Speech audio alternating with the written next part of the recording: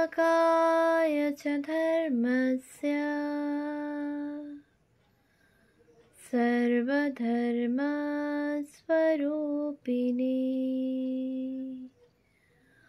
अवतारवरिष्ठाय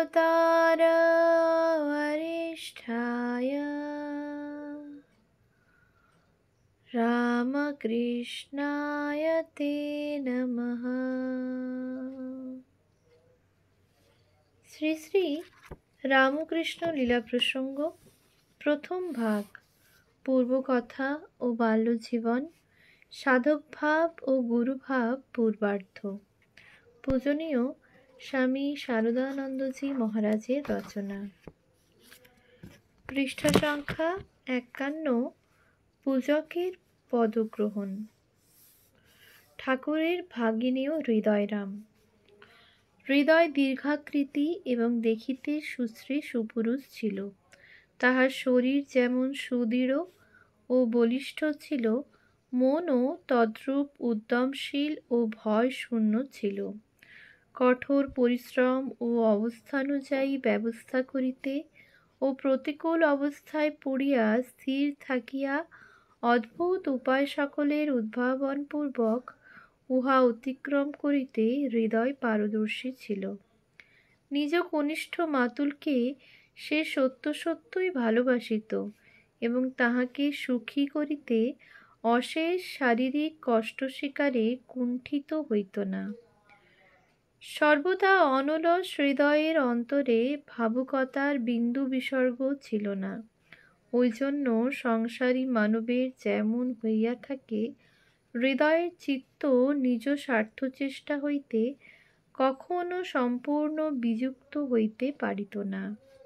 ঠাকুরের সহিত হৃদয়ের এখন হইতে সম্বন্ধের কথার আমরা যতই আলোচনা করিব, ততই দেখিতে পাইব তাহার জীবনে ভবিষ্যতে যতটুকু ভাবুকতা ও নিঃস্বার্থ চেষ্টার পরিচয় পাওয়া যায়, তাহার ভাবময় ঠাকুরের নিরন্তর সঙ্গগুণে এবং কখনো কখনো তাহার চেষ্টার অনুকরণে আসিয়া উপস্থিত হইত।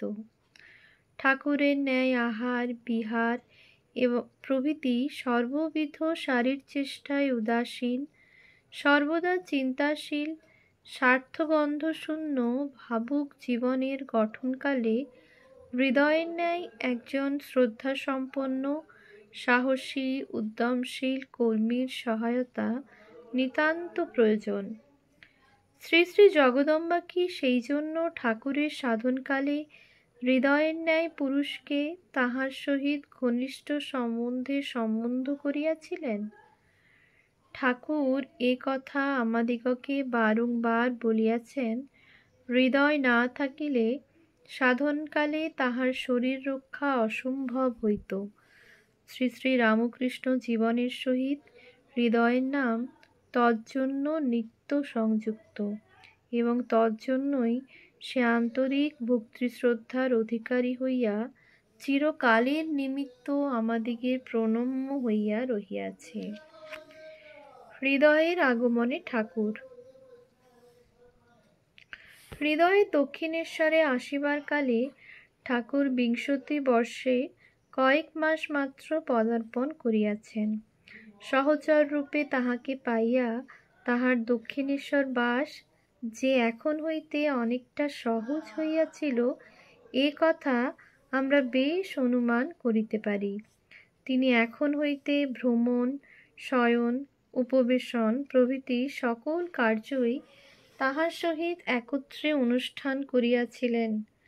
চিরকাল বালক ভাবাপন্ন শ্রীরামকৃষ্ণদেবের সাধারণ নয়নে নিষ্কারণ চেষ্টা সকলের প্রতিবাদ না করিয়া সর্বদা সর্বান্তঃকরণে অনুমোদন ও সহানুভূতি করায় হৃদয় এখন হইতে তাহার বিশেষ প্রিয় হইয়া উঠিয়াছিল।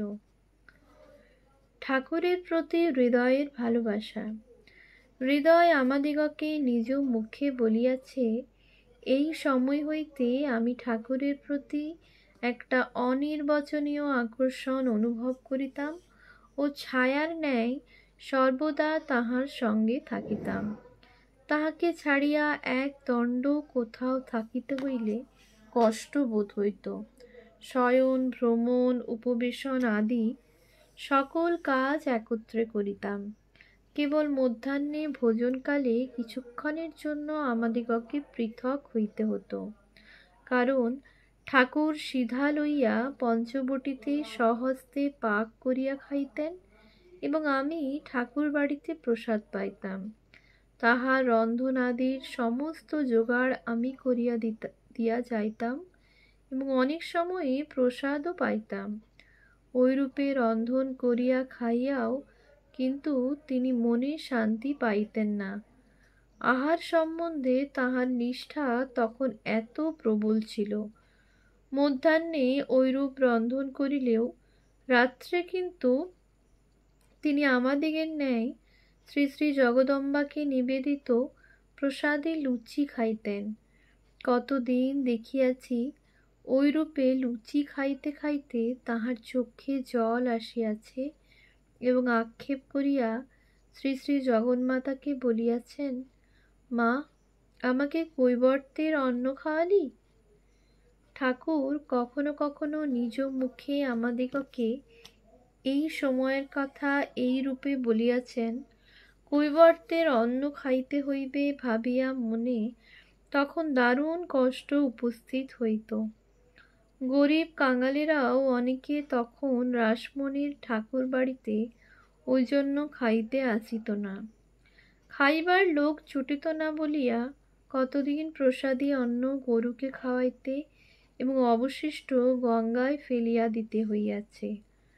তবে ওইরূপে রন্ধন করিয়া তাহাকে বহুদিন যে খাইতে হয় নাই, একথাও আমরা হৃদয় ও ঠাকুরের উভয়েরই মুখে শুনিয়াছি। আমাদের ধারণা কালীবাটিতে পূজকের পদে ঠাকুর যতদিন না ব্রতী হইয়াছিলেন ততদিনই ঐরূপ করিয়াছিলেন এবং তাহার ওই পদে ব্রতী হওয়া দেবালয় প্রতিষ্ঠার 2-3 মাস পরেই হইয়াছিল। ঠাকুরের আচরণ সম্বন্ধে যাহা হৃদয় বুঝিতে পারিত না। ঠাকুর যে তাহাকে বিশেষ ভালোবাসেন এ কথা হৃদয় বুঝিত। তাহার সম্বন্ধে একটি কথা কেবল সে কিছুতেই বুঝিতে পারিত না, উহা ইহাই, জ্যেষ্ঠ মাতুল রামকুমারকে যখন সে কোনো বিষয়ে সহায়তা করিতে যাইত, মধ্যাহ্নে আহারাদির পর যখন একটু শয়ন করিত অথবা সায়াহ্নে যখন সে মন্দিরে আরাত্রিক দর্শন করিত, তখন ঠাকুর কিছুক্ষণের জন্য কোথায় অন্তর্হিত হইতেন। অনেক খুঁজিয়াও সে তখন তাহার সন্ধান পাইত না। পরে 2-1 ঘণ্টা গত হইলে তিনি যখন ফিরিতেন তখন জিজ্ঞাসা করিলে বলিতেন, এইখানেই ছিলাম। কোনো কোনো দিন সন্ধান করিতে যাইয়া সে তাহাকে পঞ্চবটির দিক হইতে ফিরিতে দেখিয়া ভাবিত তিনি শৌচাদির জন্য ওইদিকে গিয়াছিলেন এবং আর কোনো কথা জিজ্ঞাসা করিত না। ঠাকুরের গঠিত শিবমূর্তি দর্শনে মথুরের প্রশংসা। হৃদয় বলিত, এই সময়ে একদিন মূর্তি গঠন করিয়া ঠাকুরের শিবপূজা করিতে ইচ্ছা হয়। আমরা ইতঃপূর্বে বলিয়াছি, বাল্যকালে কামারপুকুরে তিনি কখনো কখনো ঐরূপ করিতেন।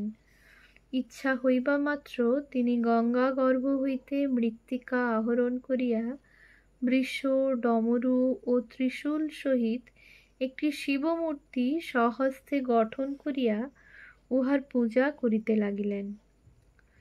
মথুরবাবু ওই সময়ে ইতস্তত বেড়াইতে বেড়াইতে ওই স্থানে আসিয়া উপস্থিত হইলেন এবং তিনি তন্ময় হইয়া কি পূজা করিতেছেন জানিতে উৎসুক হইয়া নিকটে আসিয়া ওই মূর্তিটি দেখিতে পাইলেন। বৃহৎ না হইলেও মূর্তিটি সুন্দর হইয়াছিল। মথুর উহা দেখিয়া বিস্মিত হইলেন। বাজারে ঐরূপ দেবভাবাঙ্কিত মূর্তি যে পাওয়া যায় না, ইহা তিনি দেখিয়াই বুঝিয়াছিলেন। কৌতূহল পরবশ হইয়া তিনি হৃদয়কে জিজ্ঞাসা করিলেন, এই মূর্তি কোথায় পাইলে? কে গড়িয়াছে? হৃদয়ের উত্তরে ঠাকুর দেবদেবীর মূর্তি গড়িতে এবং ভগ্ন মূর্তি সুন্দরভাবে জুড়িতে জানেন, এই কথা জানিতে পারিয়া তিনি বিস্মিত হইলেন এবং পূজান্তে মূর্তিটি তাহাকে দিবার জন্য অনুরোধ করিলেন। হৃদয়ও ওই কথায় স্বীকৃত হইয়া পূজা শেষে ঠাকুরকে বলিয়া মূর্তিটি লইয়া তাহাকে দিয়া আসিলেন। মূর্তিটি হস্তে পাইয়া মথুর এখন উহা তন্ন তন্ন করিয়া নিরীক্ষণ করিতে লাগিলেন এবং স্বয়ং মুগ্ধ হইয়া রানীকে উহা দেখাইতে পাঠাইলেন। রানীও উহা দেখিয়া নির্মাতার বিশেষ প্রশংসা করিলেন এবং ঠাকুর উহা গড়িয়াছেন জানিয়া মথুরের ন্যায় বিস্ময় প্রকাশ করিলেন। কেহ কেহ বলেন এই ঘটনা ঠাকুরের পূজাকালে হইয়াছিল এবং মথুর উহা রানী রাসমণিকে দেখাইয়া বলিয়াছিলেন, যেরূপ উপযুক্ত পূজক পাইয়াছি তাহাতে দেবী শীঘ্রই জাগ্রতা হইয়া উঠিবেন। ঠাকুরকে দেবালয়ের কার্যে নিযুক্ত করিতে মথুরের ইতঃপূর্বেই ইচ্ছা হইয়াছিল।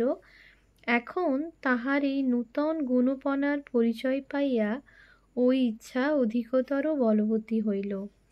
তাহার ঐরূপ অভিপ্রায়ের কথা ঠাকুর ইতঃপূর্বে অগ্রজের নিকট শুনিয়াছিলেন, কিন্তু ভগবান ভিন্ন অপর কাহারও চাকরি করিব না, এইরূপ একটা ভাব বাল্যকাল হইতে তাহার মনে দৃঢ় নিবদ্ধ থাকায় তিনি ওই কথায় কর্ণপাত করেন নাই। চাকরি করা সম্বন্ধে ঠাকুর। চাকরি করা সম্বন্ধে ঠাকুরকে ঐরূপ ভাব প্রকাশ করিতে আমরা অনেক সময় শুনিয়াছি।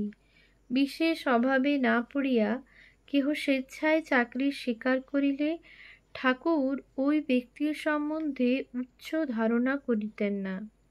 তাহার বালক ভক্তদিগের মধ্যে একজন স্বামী নিরঞ্জনানন্দ এক সময়ে চাকরি স্বীকার করিয়াছে জানিয়া আমরা তাহাকে বিশেষ ব্যথিত হইয়া বলিতে শুনিয়াছি, সে মরিয়াছে শুনিলে আমার যত না কষ্ট হইত, সে চাকরি করিতেছে শুনিয়া তত অধিক কষ্ট হইয়াছে। পরে কিছুকাল অতীত হইলে ওই ব্যক্তির সহিত পুনরায় সাক্ষাৎ হইয়া যখন জানিলেন সে তাহার অসহায়া বৃদ্ধা মাতার ভরণ পোষণ নির্বাহের জন্য চাকরি স্বীকার করিয়াছে, তখন তিনি সস্নেহে তাহার গাত্রে ও মস্তকে হাত বোলাইতে বোলাইতে বলিয়াছিলেন, তাতে দোষ নেই, ওই জন্য চাকরি করায় তোকে দোষ স্পর্শ করবে না, কিন্তু মার জন্য না হয়ে যদি তুই স্বেচ্ছায় চাকরি করতে যেতিস তাহলে তোকে আর স্পর্শ করতে পারতুম না। তাই তো বলি, আমার নিরঞ্জনে এতটুকু অঞ্জন কালো দাগ নেই, তার ঐরূপ হীনবুদ্ধি কেন হবে? নিত্য নিরঞ্জনকে লক্ষ্য করিয়া ঠাকুরের পূর্বোক্ত কথা শুনিয়া অন্যান্য আগন্তুক ব্যক্তিরা সকলেই বিস্মিত হইল। একজন বলিয়াও বসিল, মহাশয়, আপনি চাকরির নিন্দা করিতেছেন, কিন্তু চাকরি না করিলে সংসার পোষণ করিব কি রূপে? তদুত্তরে ঠাকুর বলিলেন, যে করবে করুক না, আমি তো সকলকে চাকরি করতে নিষেধ করছি না। নিরঞ্জনকে ও তাহার অন্যান্য বালক ভক্তদিগকে দেখাইয়া এদের ওই কথা বলছি, এদের কথা আলাদা।